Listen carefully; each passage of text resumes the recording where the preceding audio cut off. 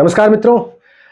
उत्तर प्रदेश की सरकार non TET शिक्षकों के लिए प्रदेश के एक विभागीय टीईटी की योजना तैयार कर रही है। इसके बारे में आप सबको मालूम पड़ गया होगा।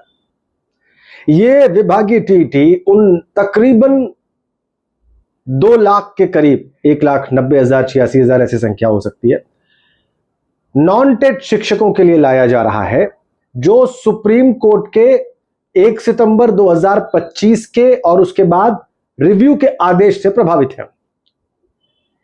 इसलिए लाया जा रहा है क्योंकि प्रदेश सरकार इन नॉन टेट शिक्षकों का भला करना चाहती है। इसलिए लाया जा रहा है ताकि ये जो नॉन टेट शिक्षक हैं और लंबे समय से सेवा में हैं, इनकी सेवाएं बरकरार रहे और सुप्रीम कोर्ट का फैसला भी लागू रहे। इसलिए रास्ता क्या निकाला गया? विभागीय टीईटी का। यह विभागीय टीईटी क्या इन नॉन टेट शिक्षकों का भला कर पाएगा? सवाल नंबर 1। यह विभागीय टीईटी क्या एनसीटीई के गाइडलाइंस के मुताबिक होगा? सवाल नंबर 2। यह विभागीय टीईटी क्या सुप्रीम कोर्ट के 1 सितंबर 2025 के आदेश के मुताबिक होगा? सवाल नंबर 3। यह विभागीय टीईटी क्या आर्टिकल 21 का उल्लंघन नहीं करेगा, जो फंडामेंटल राइट है हमारा, आपका और इस देश के सभी नागरिकों का? सवाल नंबर 4। और यह विभागीय टीईटी क्या जुलाई 2017 में शिक्षा मित्रों के समायोजन रद्द होने पर आए सुप्रीम कोर्ट के फैसले के बाद उस वक्त की योगी सरकार नहीं ला सकती थी? क्या उनका भला तब नहीं किया जा सकता था?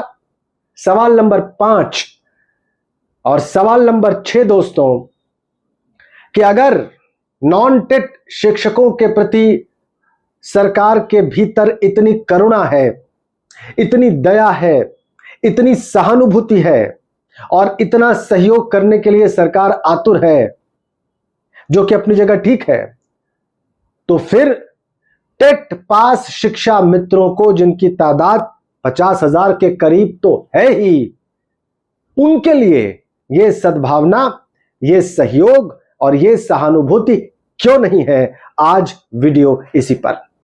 एक प्रारूप फॉर्म भरने का बेसिक शिक्षा विभाग की तरफ से सभी स्कूलों को भेजा जा रहा है, जिसमें कुछ चीजें भरनी है जो नॉन टेट शिक्षक है, ताकि सरकार को पता लग सके कि प्रदेश में कितने और किस प्रकार के नॉन टेट शिक्षक हैं। और सरकार ने स्पष्ट कर दिया है, विभाग ने स्पष्ट कर दिया है कि वो विभागीय टीईटी पर विचार कर रही है। अब ऐसा इसलिए हुआ है क्योंकि सरकार भी रिव्यू में जाकर देख चुकी है और सुप्रीम कोर्ट ने सरकार को और नॉन टेट शिक्षकों को सिर्फ 1 साल का और समय दिया है और कोई राहत नहीं दी है। सुप्रीम कोर्ट ने किसी विभागीय टीईटी का भी बात नहीं किया है, कि उसका भी जिक्र नहीं किया है। यानी सुप्रीम कोर्ट ने 1 साल का और समय शिक्षकों को दिया है जो टेट क्वालिफाइड नहीं है, और उनसे कहा है कि भाई 2028 सितंबर तक आप कर लीजिए, लेकिन करिए, एक स्टेट टीईटी क्वालिफाई करिए जिसमें सभी लोग बैठेंगे, या फिर सेंट्रल टीईटी क्वालिफाई करिए जिसमें भारत भर के लोग बैठेंगे टेट पास करने के लिए। कहीं भी सुप्रीम कोर्ट ने अपने आदेश में विभागीय टीईटी पास कराने का जिक्र नहीं किया है। तो यह रास्ता सरकार अपनी तरफ से निकाल रही है। अब यह रास्ता किसी कानूनी चुनौती का कितना सामना कर पाएगा, यह देखना है। मुझे तो शक है, और मुझे ही नहीं, बहुत सारे शिक्षकों और कानून की सामान्य जानकारी रखने वालों को है। यह शक संविधान के बारे में जानने वाले बहुत सारे दिलों में है कि सुप्रीम कोर्ट ने जब आपको कोई ऐसा रास्ता दिखाया नहीं, कोई ऐसा मार्ग बताया नहीं अपने आदेश में, तो आप स्वयं ही कैसे तैयार हो गए? आर्टिकल 21 जो कि समानता और बराबरी की बात करता है, जो कि खुली कंपटीशन की बात करता है, जो कि किसी भी नागरिक के साथ भेदभाव न होने की बात करता है, क्या ये स्पेशल टीईटी इस आर्टिकल 21 का उल्लंघन नहीं होगा? क्या सरकार इस पर कोई विचार कर रही है कि वो कैसे इसको डिफेंड करेगी? यह भी एक सवाल है। और सवाल यह भी है कि जो एनसीटीई की गाइडलाइंस है, नेशनल काउंसिल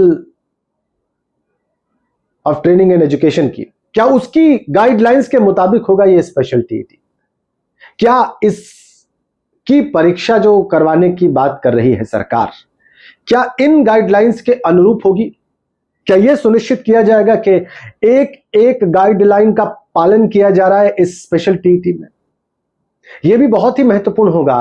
और यह भी एक किस्म से जो आरटी एक्ट कह रहा है और जिसके आधार पर टीचर्स को यह बात कही गई है कि आप टेट क्वालिफाई करिए, उसके अनुरूप होगा कि नहीं, यह एक बड़ा सवाल है। और मेरे मन में ही नहीं है, बहुत सारे अध्यापकों के मन में है, उन अध्यापकों के मन में है जो इन नॉन टेट टीचर्स की नौकरी बचाने के लिए तत्पर हैं, आंदोलन कर रहे हैं, कोर्ट गए हैं, उन सब के मन में है। पिछली अगर आप मेरी डिबेट उठा के देखेंगे तो उसमें उन टीचर्स ने इन बातों का बहुत साफ साफ जिक्र किया है। आइए अब बात करते हैं टेट पास शिक्षा मित्रों की। भाई उनका क्या दोष है? वो टेट पास है, 20 साल से सेवा में है। कई शिक्षा मित्र तो कई बार टेट पास है, कई शिक्षा मित्र स्टेट और सेंट्रल दोनों ही लेवल के टेट पास है। उनकी योग्यता में कोई कमी नहीं है, वो भी इसी सरकार की सेवा कर रहे हैं, वो भी इसी सरकार के बेसिक एजुकेशन डिपार्टमेंट के लिए काम कर रहे हैं। उनको आपने क्यों नहीं समायोजित किया? उनको आपने क्यों नहीं अवसर दिया? उनको आपने उनकी सेवाओं में रेगुलर क्यों नहीं किया? सवाल यह है। और तो और आपने जो पिछली भर्तियां निकाली 69,000 की और उससे पहले 68,500 की, उसमें भी इन टेट पास शिक्षा मित्रों का जो ईमानदारी के साथ, जो नियम के अनुरूप इनके साथ होना चाहिए था, वो नहीं किया गया। सरकार ने इन टेट पास शिक्षा मित्रों के लिए 51,000 की भर्ती निकालने का वादा 2020 में सुप्रीम कोर्ट से किया और वो वादा आज तक पूरा नहीं किया। तो इन टेट पास शिक्षा मित्रों के साथ एक तरफ घोर नाइंसाफी, घोर अन्याय, और दूसरी ओर आपने नॉन टेट शिक्षकों के लिए एक रास्ता निकालने की कोशिश की। इससे क्या मैसेज आएगा? इससे इन टेट पास शिक्षा मित्रों के मन में क्या भावना आएगी, ये आप स्वयं बताएं। मेरा सवाल तो सीधे मुख्यमंत्री जी से है, बेसिक शिक्षा मंत्री से है, क्योंकि वही जनता के प्रति उत्तरदायी है और उन्होंने ही शिक्षा मित्रों का मानदेय बढ़ाने के बाद उनका सम्मान समारोह किया। क्या आपको यह नहीं पता कि आपके प्रदेश में, आपके विभाग में हजारों हजार टेट पास शिक्षा मित्र हैं जो सारी योग्यता रखते हैं कि उन्हें रेगुलर किया जाए? उनके साथ भेदभाव क्यों? उनके साथ नाइंसाफी क्यों? यह मेरा बहुत सीधा और स्पष्ट प्रश्न है। टेट पास शिक्षा मित्रों की बात तो छोड़िए, 2017 में जब समायोजन रद्द हुआ था, जब अचानक एक झटके में सुप्रीम कोर्ट के एक आदेश से, इसी आरटी एक्ट के उल्लंघन की वजह से, टेट पास न होने की वजह से 1 लाख, 2 लाख के करीब शिक्षा मित्र अचानक नौकरी से बाहर हो गए, वापस संविदा पर आ गए। 50,000 रुपए, 40,000 रुपए उनको मिल रहे थे, वो अचानक घटकर 10,000 रुपए हो गए। तब इसी सरकार ने इस विभागीय टीटी के बारे में क्यों नहीं सोचा? क्यों विचार नहीं किया गया? क्यों न्याय नहीं किया गया? क्यों इंसाफ करने की बात नहीं सोची गई जैसे अब सोची जा रही है? मेरा सवाल सीधा ही है और यह सवाल करने में मुझे कोई हिचक नहीं है, कोई मुझे डर नहीं है, क्योंकि यह सवाल बिल्कुल जायज है, यह सवाल बिल्कुल ईमानदारी से उठाया गया है। इस सवाल के पीछे तर्क का बल है। मैं आपसे पूछना चाहता हूं, क्या तब विभागीय टीटी नहीं कराया जा सकता था? क्या तब विभागीय टीटी कराकर उन शिक्षा मित्रों की नौकरी नहीं बचाई जा सकती थी जिन्होंने लंबी सेवाएं दी थी और जिन्होंने एक साइजेबल टाइम तक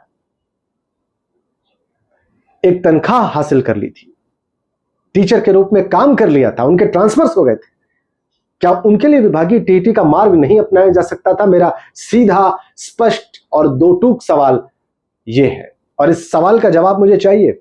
इस सवाल का जवाब तमाम लोगों को चाहिए, तमाम शिक्षा मित्रों को चाहिए। मुझे ऐसा लगता है, कुछ लोगों को छोड़कर जो बहुत खुश है 18,000 रुपए में, उन तमाम शिक्षा मित्रों को इस सवाल का जवाब चाहिए।